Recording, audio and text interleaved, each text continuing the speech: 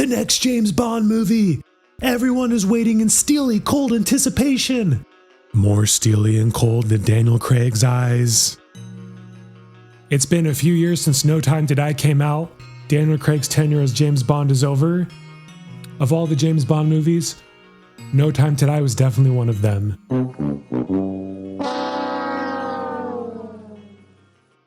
Anyways, Bond 26, or Bond 27 if you count that one, or Bond 28 if you count that one, or Bond 29 if you count that one.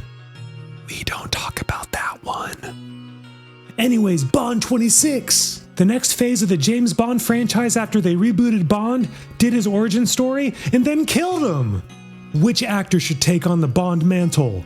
What path should they take with the script, the setting, and the story? What iconic elements of the Bond DNA do they need to keep? What should they do? What should they not do? What should the title of the film be? Who should direct it? Stick around, we're gonna hit all these topics and more. Before we start, please like and subscribe. It may seem like a small thing, but it really helps this channel out. And hey, if you subscribe and leave a comment saying, "I subscribed," I will personally reply to your message. First off, let's start with the most important thing. The gun barrel sequence. Keep the gun barrel. Don't do anything weird with it. Don't metaphorically or visually deconstruct the gun barrel sequence. Just keep it in. It's classic, it's iconic, it's in all the movies. Okay, all jokes aside, it's time to now talk about the real most important thing. The actor. This is the most pressing topic. Who will be the face of James Bond? Who will take on the mantle and entertain us for years to come with 4 to 7 thrilling movies and surely no duds this time? Rather than start with the top candidates, let's parse down from what we do not want. Number 1, no women. James Bond is not a woman. This swapping characters from men to women thing has got to stop. Because I think you're a sexist, misogynist dinosaur. Bond is a cold, adrenaline-filled risk-taker, and he loves the ladies. This is an immutable aspect of Bond, and gender-swapping Bond will completely lose the essence of the character. Movie makers need to realize that if they want strong female characters, then they need to write good female characters. They can't just take a male character and make them female. It doesn't work. It always comes off as awkward. Awkward. There's this terrible trend in movies and TV now where they basically write female characters as if they have all the character traits of a man, and it's extremely cringe-inducing because this is not how women are in real life. Good female characters are strong while retaining their feminine essence. They aren't strong despite being a woman. They are strong because they are a woman. They need to synergize off what makes women women. And Bond is not a woman. What is a woman? And Bond's had some good female characters. I mean, off the top of my head, Elektra King, Xenia Onatopp. The Halle Berry character in Die Another Day is a good example of what I'm talking about when they do this wrong. Okay, second thing. Race swapping. Bond is a white British man coming out of World War II in the midst of the Cold War. Ian Fleming published Casino Royale in 1953. Enough said. This is just an aspect of the character that cannot be changed. Again, if people want strong characters that, quote, aren't white people, then write good stories and make good characters that aren't white people. And you ain't black. Race swapping just breeds animosity and is overtly disingenuous. And it's lazy. So no Idris Elba. I don't understand why everyone's just going around parroting Idris Elba like a bunch of lemmings. You're not being cool and inclusive and hip by saying someone that's not white. You're just a puppet to ideas someone put in your head. Diversity, inclusivity, and equity mandates. My preferred acronym, DIE. Next thing, we need a man's man. We need a beefy, square-jawed, masculine, dark-haired guy playing Bond. Keep Tom Holland and Timothée Chalamet at arm's distance. No, 10-foot pole. They are too Twinkie and Peter Pan-like to be James Bond. Next up, age. Late 20s to late 30s, maybe early 40s. Anything older than that, and it will be a problem a decade down the line when they're in their 50s. We cannot have another View to a Kill situation here, guys. This is very serious. Can't have them too young either. They're gonna look and seem inexperienced, and we'd have to give them a broccoli haircut. Henry Cavill was up for Casino Royale at the age of 22, but he looked way too young. They made the right call. even if it was an origin story. Bond's film origin takeoff point feels like right around 30-ish years old. Other physical attributes: dark hair, blue eyes. They should keep this. This is what was in Fleming's novels. Bond is not blonde. All right, that's all the criteria.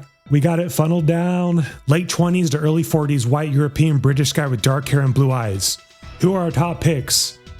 First, here are some actors that are really close to target, but I don't think they're gonna pick these guys. There's 3 that stands out: Cillian Murphy, Tom Hardy, and Michael Fassbender. They all fit the mold pretty well, but all of them are in their late 40s. And I also think they're all a little bit too famous.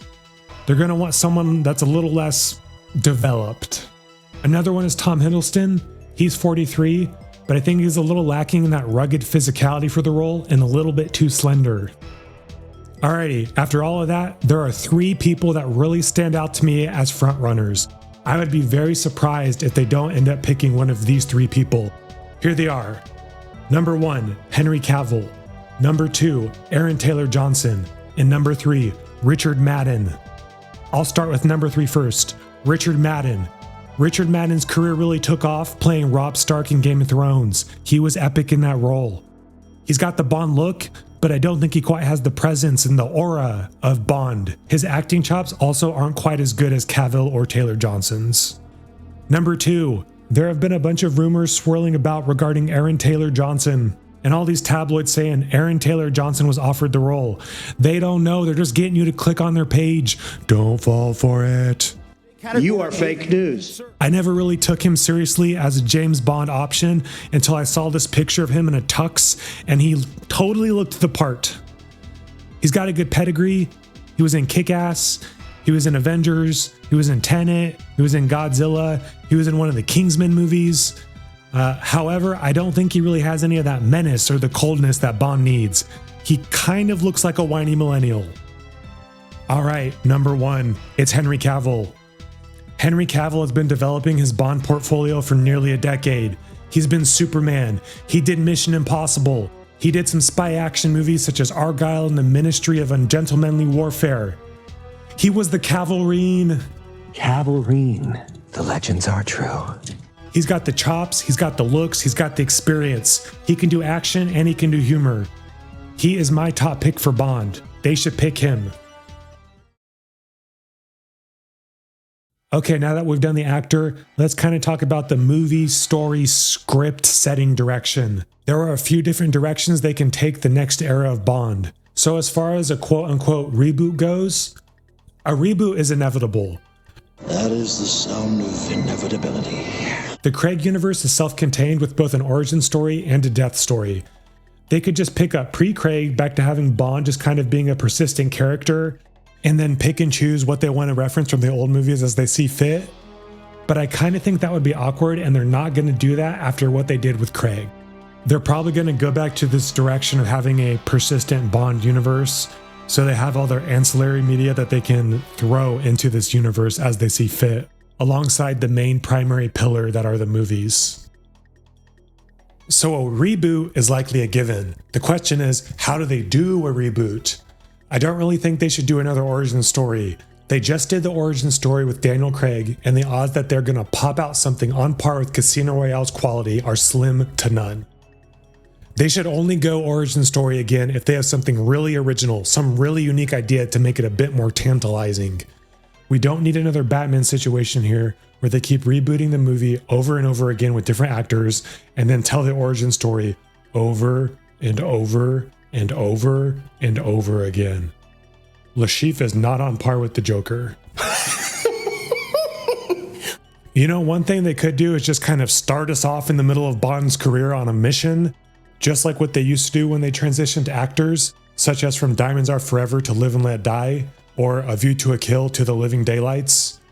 GoldenEye is a great example of this because they framed the new Bond next to a mirror dark version, 006, Alec Trevelyan. It really helped define the new iteration of the Bond character by framing it next to the Bizarro Bond, juxtaposing good versus evil, showing us what Bond is by showing us what Bond fights against.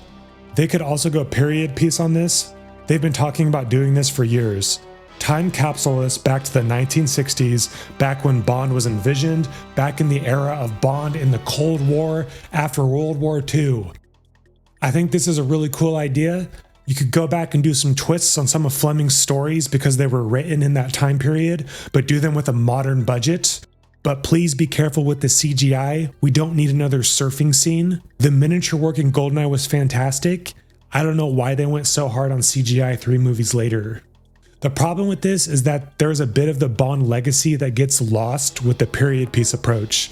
The Bond movies have always kind of been very topical. The story is 15 minutes into the future, where Bond has to oppose kind of the current fears of the time and place. A period piece loses this entirely unless they manage to highlight themes of the modern era in the period piece. Amazon has been buying up a lot of IP recently, such as Lord of the Rings, and in 2022, Amazon Studios bought MGM for about $9 billion, and thus the Bond catalog. It might be interesting to capitalize on the Amazon production infrastructure and look at a Bond miniseries. Or what about a young James Bond miniseries? No. What if we could have our cake and eat it too? What if we could have a James Bond miniseries set in the 1960s going back through Fleming's old books and a modern day, current topical Bond flagship movie? That does not sound too bad at all to me. I thought Christmas only comes once a year. Next topic, what elements / tropes do they need to keep? The Craig formula took James Bond, subverted all the tropes of the Bond formula, forged its own path, did its own thing, blah, blah, blah, blah, blah. Look how that turned out. Everyone always denigrates movie tropes and cliches, but I got news for these people. Tropes and cliches exist for a reason. Art copies art because there was something transcendent in the piece, and the derivative work wants to capture that element and infuse it into its own new thing. Trope subversion is not sexy. It is so overplayed at this point, it's ridiculous. They need to go through and put all those things that define the James Bond formula, the DNA of 007, those things need to be in the film in order for the film to be a Bond film. This is probably the biggest sin of the Craig era. It's straight too far from the Bond formula and completely lost itself. Okay, so what are those elements? We mentioned the gun barrel. We need the gun barrel. We need a pre-title sequence with an awesome stunt. The James Bond movies could take a lesson from Mission Impossible. Tom Cruise delivers on the stunt work. We need our music title sequence. Get some new hip whoever the kids are listening to these days and have them sing a Bond song. And in the pre-title sequence, it should be some super sleek animation. You need naked computer-generated ladies destroying communist monuments, guns coming out of their mouths, explosions, stuff like that. We gotta have our classic cast back. We gotta have M, Q, Moneypenny, Felix Leiter. They all need to be there from movie one, day one. They don't need to do all these twists on them and make Q gay. M needs to be a seasoned man in order for him to have a relatable thread between him and Bond. Ralph Fiennes can stay. He's a solid actor. Get rid of this guy as Q. He's forgettable. And speaking of Q, the gadgets. Bring the gadgets back. Why didn't they do any cool gadgets with Daniel Craig? If Bond 26 is set in the modern day, they need to figure this out. Basically, all the gadgets nowadays are just your phone. A phone with the camera, a phone with the laser, a phone with the grappling hook. You gotta figure this out, Eon. Make some cool gadgets. Reach back into the fantastical realm. Look at the Brosnan era. It's got the best gadgets. The exploding pen. Bond needs his gadgets. Bond needs his cars. Bond needs his martinis. Bond needs his fancy little watches. Bond needs his nice suits. Bond needs his ladies. Speaking of ladies, one of those Bond ladies needs to have an innuendo-laden name. My name is Pussy Galore. And the lines. Bond's got to say his classic lines. Bond. James Bond. And Shaken, not stirred. Yes. Shaken and stirred. Do I look like I give a damn? No. And they need to bring back a little bit of that camp from the older Bond movies. Don't go as far as Roger Moore, Die Another Day. But, Bond's got to say those little quips and clever things as he stares death in the face. Take a giant step for mankind. And the villain. The villain needs to have all those classic Bond elements. Deformity, usually a facial deformity. He's got to have some henchman with a special ability and an odd name. He's got to have an evil lair that Bond can infiltrate and blow up. He's got to have an evil plan that Bond can infiltrate and blow up. He's got to have an evil girlfriend that Bond can infiltrate and... They need to bring back those elements that made Bond what it was at its height, not toss them aside and try to make Bond into something it's not. Every man wants to be infallible. Every man wants to win. Every man wants to get the girl. Every man wants to be number one. Here it is, guys. Keep it simple. Bond gets his mission, Bond gets his gadgets, and then sarcastically and brutally works his way to the villain and defeats them with great spectacle. Roll credits as Bond gets jiggy with the Bond girl. Boom, that's it. That is your starting spot with this. Don't get all fancy liberal arts Starbucks barista. Bond has feelings. No. Bond is an action hero. He's not real. This is why people love it. They want to be entertained. Are you not entertained? Okay, maybe as equally as important as the actor is the director. The director is going to set the tone for the entire Bond movie ethos of that actor's tenure as James Bond. The obvious choice and my first pick would be Martin Campbell. Martin Campbell has directed 2 reboots, the Brosnan reboot with GoldenEye and the Craig reboot with Casino Royale. Both of these are very solid films and they are very well respected in the Bond canon retrospectively. Martin Campbell has also directed some stinkers of a movie, such as Green Lantern. But we don't talk about Green Lantern. In addition to a new actor, GoldenEye and Casino Royale had a lot stacked against them. GoldenEye had the 6-year gap, the loss of the primary Bond villain with the Soviets, the collapse of the USSR, and Casino Royale had to follow Die Another Day and literally reboot the pseudo-continuity of all the past Bond movies and do the origin story. Martin Campbell's overall a very natural fit. I don't really think anybody would be surprised or pose resistance to him coming back a third time for a third fresh Bond. If Martin Campbell ends up not coming back, I think there are a bunch of other directors that could do a fantastic job. Someone like Christopher Nolan, he really excels at practical effects and he's directed multiple movies full of Bond flavor. Inception feels like an audition for a Bond movie. Another director that has really been growing into that new alpha director status is Denis Villeneuve. A lot of his recent movies are great. Arrival, Blade Runner 2049, and the Dune movies. His movies are always beautiful, and he can kind of work with that darker aesthetic that we saw a lot with the Craig movies. His cinematography is on par with the most visually beautiful Bond movie, Skyfall. Speaking of Skyfall, they could of course bring back Sam Mendes. Both Skyfall and Spectre are quite touching on the eyes, but I think that's kind of a mid-tier choice. I think they should go for something a little more flashy. There's some rumors floating around that Edward Berger, who did All Quiet on the Western Front, would direct because his style is very similar to Sam Mendes. Rian Johnson could also be a solid choice. He directed those 2 Knives Out mysteries with Daniel Craig, Knives Out and Glass Onion. Matthew Vaughn is another person that's been tossed around. He directed Layer Cake, the movie that got Daniel Craig the Bond job in the first place. And he's directed a number of spy-y action films with a bit of comedy, such as the Kingsman movies, Argyle. If you look at his filmography, it basically looks like a Bond audition tape. Another option is Guy Ritchie. I think this is a natural choice. He started his career with some of those crimey movies like Lock, Stock, and 2 Smoking Barrels, and then followed that up with Snatch. He has some detective-y movies under his belt with the 2 Sherlock Holmes movies, and then he did The Man from U.N.C.L.E. and The Ministry of Ungentlemanly Warfare. Another case of the filmography looks like a Bond audition tape. He's worked with Henry Cavill as well, and hey, if they cast Cavill and have Ritchie direct, they have all this legacy experience working together. It seems meant to be. What do we definitely not want with the director?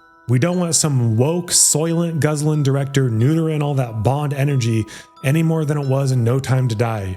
No Greta Gerwig, no Phoebe Waller-Bridge. We already saw what Phoebe Waller-Bridge did when she got her hands on the No Time to Die script. Look what happened. These movies are male action fantasy. We need some testosterone. The director needs to have some cojones. Some cojones, huh? Like literally, the director of Bond should have testicles. Okay, and then here's my director wildcard. Wildcard, bitches! Quentin Tarantino. Hear me out. So as far as rumor goes, supposedly after Die Another Day, there was all this buzz about Tarantino doing the next film. He was supposedly wanting to do Casino Royale, but set it in the 60s and set it right after On Her Majesty's Secret Service, with Pierce Brosnan playing Bond and Uma Thurman playing Vesper.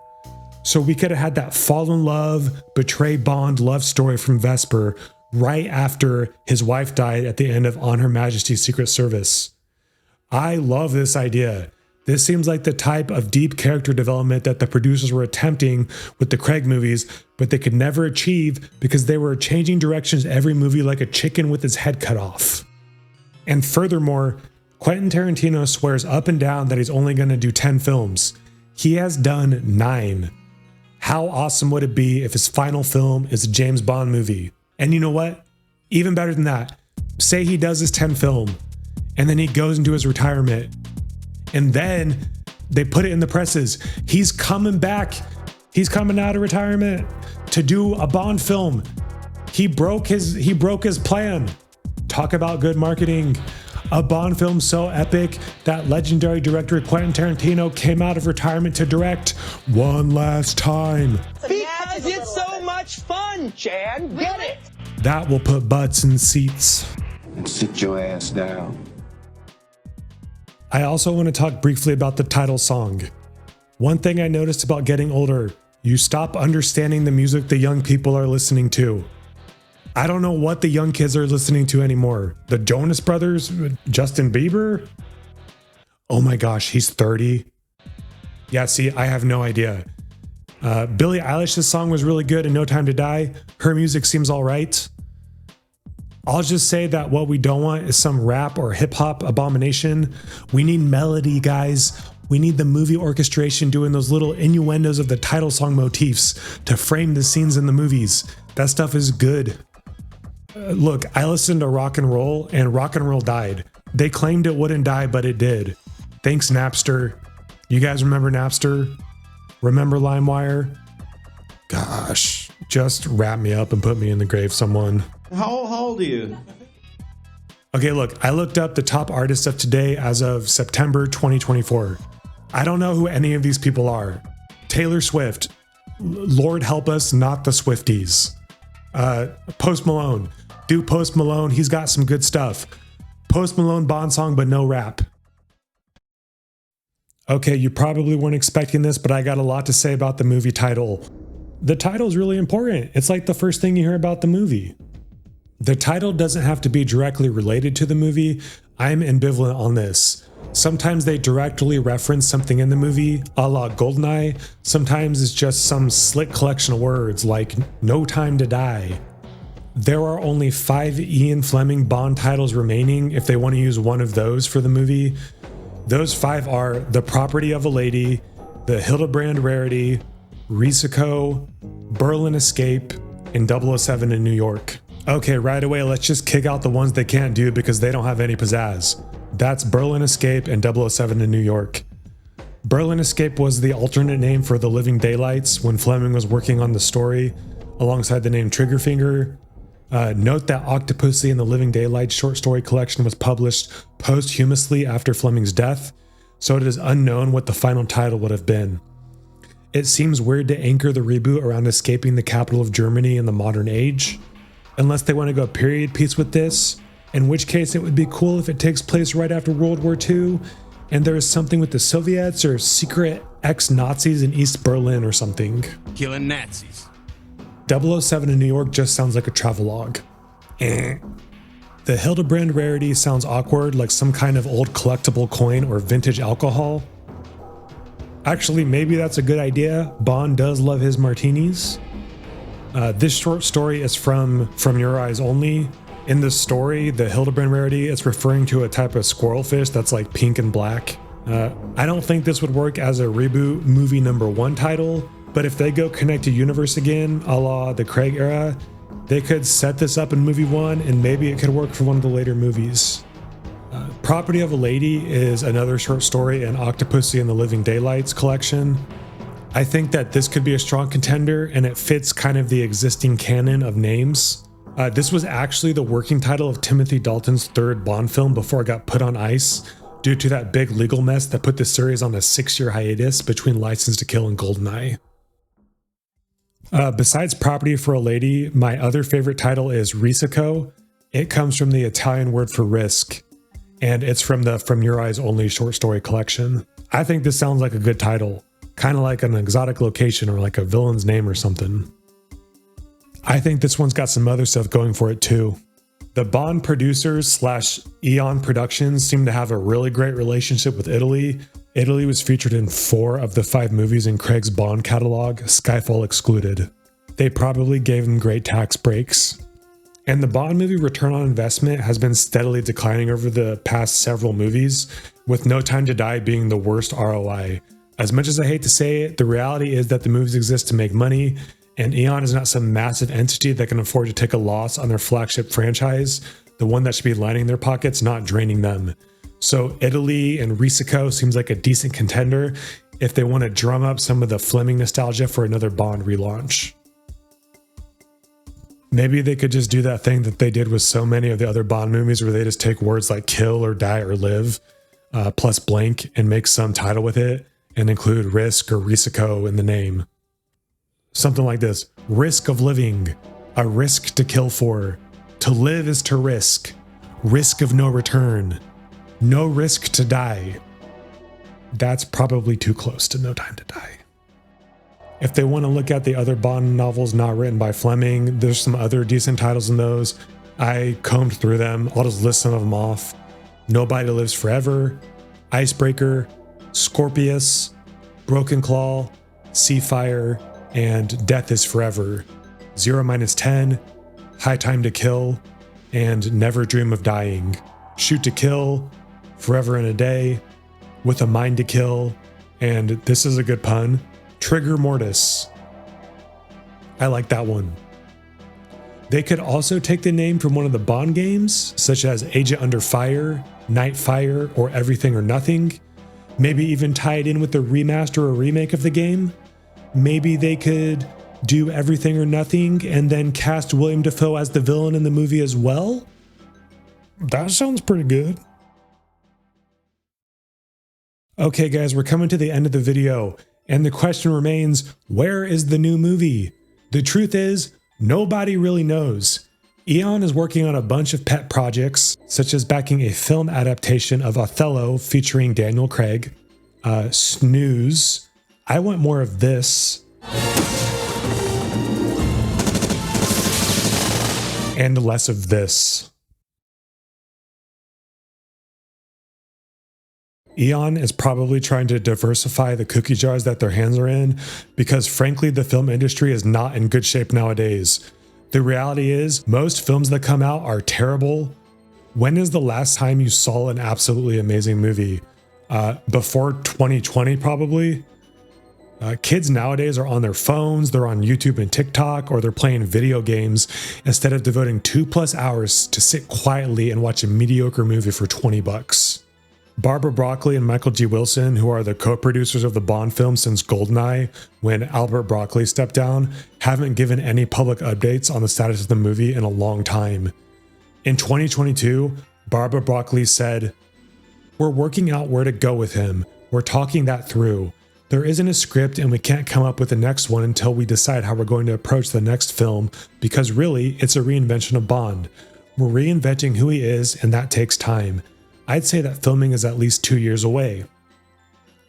Well, we're coming up to the end of 2024, and there have been no news. There was a little bit of an update in October 2023 as well. She said that there was a big road ahead before the character was reinvented for the next chapter, and that the executives haven't even begun the process of modernizing the franchise. So I think like the best case here is that they make announcements at the end of 2024 or like the start or mid of 2025, film the movie in 2025, and then we get like a summer or a second half of the year release in 2026.